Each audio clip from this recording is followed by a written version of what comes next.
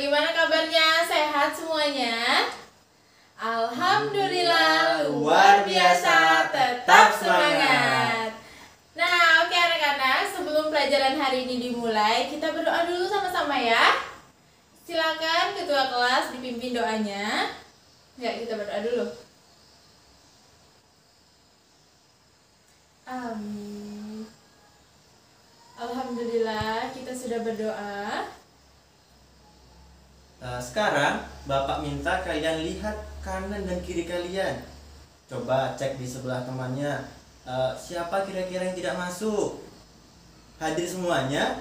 Alhamdulillah. Berarti hari ini semuanya lengkap ya. Jumlah siswa di kelas ini ada 25 orang ya anak-anak. Sekarang Bapak mau tanya sama kalian semua ya. Masih ingat pelajaran minggu lalu? Masih ingat tidak? Ayo, siapa yang masih ingat pelajaran minggu lalu? Tentang apa? Ya, tentang teks narasi. Nah, jadi apa sih yang dimaksud dengan teks narasi? Siapa yang mau coba jawab? Yang masih ingat tentang pelajaran minggu lalu nih? Ayo acungkan tangannya. Ayo, coba tangannya. Nah, iya Sally. Iya, hebat, betul sekali. Nah, ternyata Sally masih ingat nih. Sally bilang, teks narasi adalah teks karangan cerita yang menyajikan serangkaian peristiwa kejadian dan disusun secara kronologis sesuai dengan urutan waktunya. Jadi, contohnya ada apa aja? Novel, biografi, dan ada cerpen. Iya, benar sekali, hebat. Oke. Setelah itu Bapak minta siapa yang masih ingat, coba sebutkan jenis-jenis teks narasi. Apa saja ayo? Ayo sebutkan.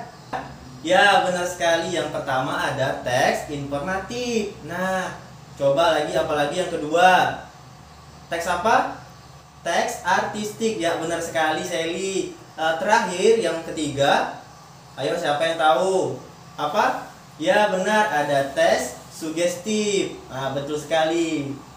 Nah, tadi kita udah belajar ya di minggu lalu mengenai teks narasi dan juga menyebutkan jenis-jenis teks narasi. Hari ini kita akan belajar tentang salah satu teks narasi, yaitu tentang apa, Pak? Tentang sejarah peristiwa Sumpah Pemuda tahun 1928. Nah, nanti kita bahas sama-sama dan nanti kalian akan diminta untuk menjelaskan isi dan informasi dari teks tersebut dengan tepat. Jadi disimak baik-baik ya. Ingat ya, disimak baik-baik, jangan main dengan temannya. Baiklah anak-anak, hari ini kita akan mempelajari mengenai teks narasi. Nah, sebelum mempelajari teks narasi, yang pertama Ibu akan mengajarkan bagaimana menyampaikan informasi bacaan. Nah, dalam menyajikan informasi penting dalam bacaan, yang pertama itu, setiap bacaan pasti memuat informasi penting di dalamnya. Yang kedua, informasi penting dapat dicari dengan membuat pertanyaan dan pertanyaan dibuat dengan kalimat tanya. Nah, yang ketiga, kalimat tanya. Kalimat tanya adalah kalimat yang mengandung intonasi dan makna pertanyaan. Kalimat tanya diakhiri dengan tanda tanya. Nah, anak-anak, tahu nggak kata tanya itu apa aja? Ya, kata tanya itu terdiri dari apa, siapa, kapan, di mana, dan bagaimana. Nah, arti kata apa itu? Yaitu objek yang dibicarakan. Arti dari siapa berkaitan dengan orang yang ada dalam pembicaraan. Untuk kata kapan yaitu berkaitan dengan waktu. Untuk di mana yaitu berkaitan dengan tempatnya. Untuk kata bagaimana berkaitan dengan uraian peristiwa. Teks narasi. Nah, kali ini Ibu akan memberikan informasi mengenai teks narasi. Yang pertama, teks narasi itu artinya karangan cerita yang menyajikan serangkaian peristiwa kejadian dan disusun secara kronologi atau sistematis sesuai dengan urutan waktunya. Dalam teks narasi, peristiwa yang ditulis benar-benar terjadi ataupun bisa saja hanya khayalan. Nah, teks narasi itu bertujuan untuk menghibur pembacanya. Contoh teks narasi itu berupa cerpen, novel, dan cerita inspiratif. Nah, ciri-ciri teks narasi itu yang pertama, berisikan tentang cerita, kisah, dan peristiwa tertentu. Teks ditulis menggunakan gaya bahasa yang naratif. Yang kedua, memiliki alur yang jelas dari awal hingga akhir cerita. Nah, yang ketiga, terdapat suatu peristiwa maupun konflik. Nah, yang keempat, ada unsur-unsur pembentuk seperti tema, latar, alur, karakter, dan sudut pandang. Yang selanjutnya yaitu terdapat unsur kebahasaan dalam teks narasi. Yang pertama, menggunakan majas metafora. Yang kedua, kata kerja transitif dan inisiatif. Yang ketiga, menggunakan kata benda, sifat, frasa, dan klausa. Yang keempat, menggunakan kata penghubung penanda ataupun urutan waktu. Yang selanjutnya, terdapat jenis-jenis dalam teks narasi. Yang pertama, narasi informatif, yaitu karangan yang bertujuan menyampaikan informasi dengan tepat berdasarkan peristiwa atau kejadian. Yang kedua, narasi artistik. Narasi artistik ini merupakan karangan yang menceritakan suatu kisah atau peristiwa dengan tujuan memberikan pengalaman estetis kepada pembacanya. Yang ketiga, narasi sugesti. Narasi sugesti ini menceritakan sebuah peristiwa atau kisah dengan maksud terselubung kepada para pembaca ataupun pendengarnya.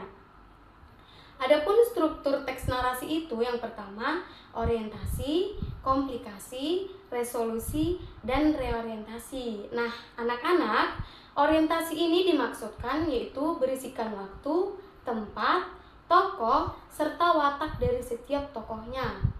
Dan yang komplikasi yaitu berisikan penulis menceritakan kejadian penting seperti penyebabnya, pemicu, dan yang ketiga terdapat resolusi. Nah, pada bagian ini konflik menurun dan dapat diselesaikan. Yang keempat yaitu reorientasi. Bagian ini berisikan penutup teks yang berisi pesan moral cerita tersebut. Nah, agar anak-anak lebih memahami mengenai teks narasi, anak-anak, kita akan mempelajari mengenai teks narasi sejarah yang berjudul Peristiwa Sumpah Pemuda tahun 1928. Nah, ayo kita baca bersama-sama. Peristiwa Sumpah Pemuda 1928. Selama zaman penjajahan Belanda, Kongres Pemuda Indonesia diselenggarakan 3 kali. Kongres Pemuda Indonesia pertama berlangsung di Jakarta pada tanggal 30 April sampai 2 Mei tahun 1926, diikuti oleh semua organisasi pemuda. Namun, Kongres Pemuda Indonesia pertama belum dapat menghasilkan keputusan yang mewujudkan persatuan seluruh pemuda. Kongres Pemuda Indonesia pertama merupakan persiapan Kongres Pemuda Indonesia yang kedua. Kongres Pemuda Indonesia kedua berlangsung di Jakarta pada tanggal 27 sampai 28 Oktober.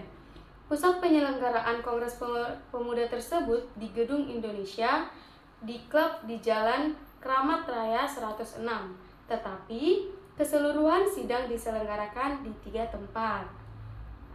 Untuk teks selanjutnya, pemuda bekerja keras mempersiapkan segala sesuatu yang diperlukan, termasuk menyusun panitia kongres. Pada malam penutupan tanggal 28 Oktober 1928, Kongres Pemuda Indonesia ketiga mengambil keputusan sebagai berikut.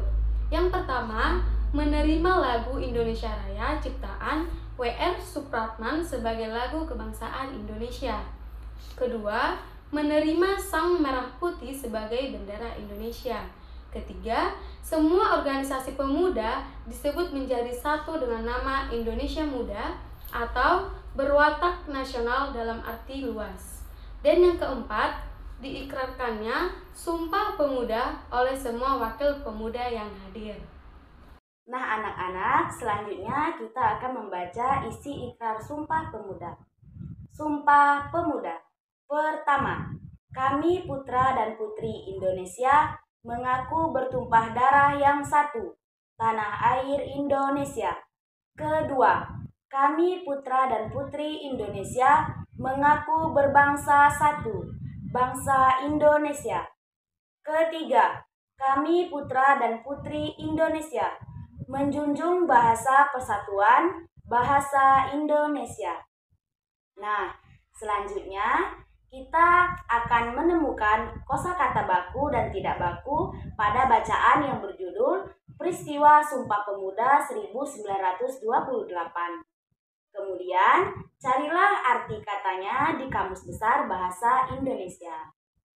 Nah, sebelum kita mencari kosakata bersama-sama, anak-anak sudah tahu belum apa itu kata baku dan kata tidak baku? Nah, benar sekali. Jadi, kata baku adalah kata yang pengucapan dan penulisannya sesuai dengan kaidah yang telah ditentukan. Sedangkan kata tidak baku pengertiannya kebalikan dari kata baku, yaitu kata yang pengucapan dan penulisannya tidak sesuai dengan kaidah yang sudah ditetapkan. Nah, jadi anak-anak harus ingat kata kuncinya. Kata baku sesuai dengan kaidah, sedangkan kata tidak baku tidak sesuai dengan kaidah. Nah, coba anak-anak lihat di sana terdapat 4 kolom. Kolom pertama yaitu kosa kata baku. Kemudian di sebelahnya arti katanya. Dan di kolom yang ketiga kosakata tidak baku. Dan di sebelahnya lagi arti katanya.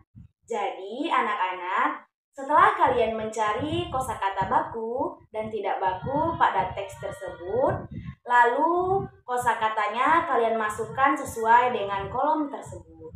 Nah, baiklah. Sebelum kalian mencari sendiri, Ibu akan mengajarkan terlebih dahulu. Nah, contoh dari kosakata baku yaitu kata zaman.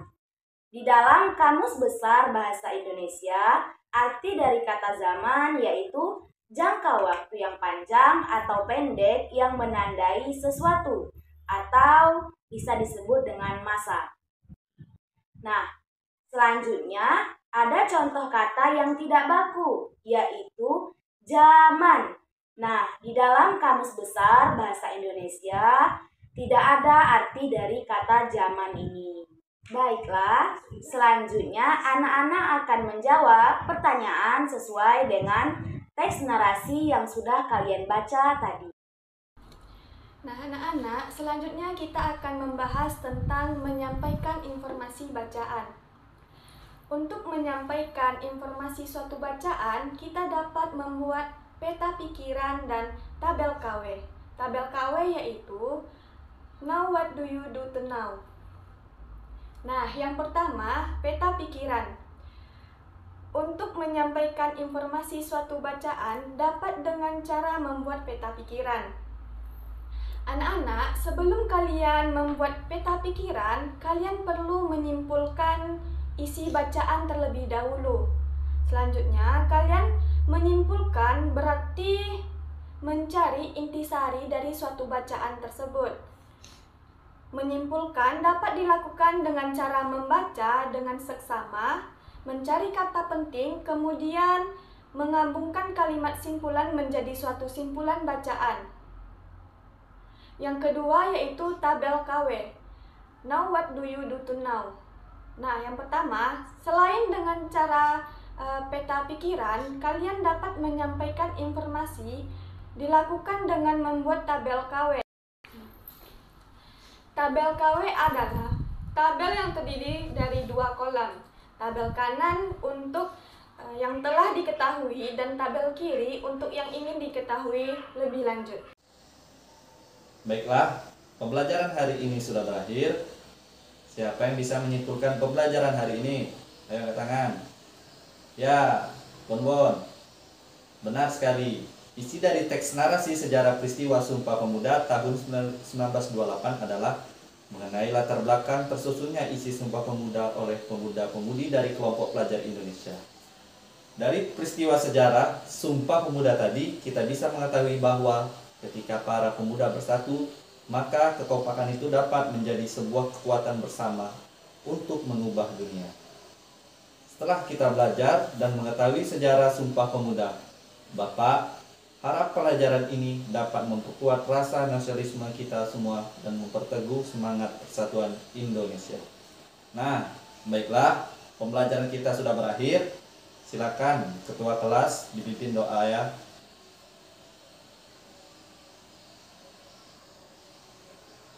Amin. Alhamdulillah. Anak-anak boleh pulang langsung ke rumah ya. Dan Bapak akhiri, wabillahi taufiq wal hidayah. Wassalamualaikum warahmatullahi wabarakatuh.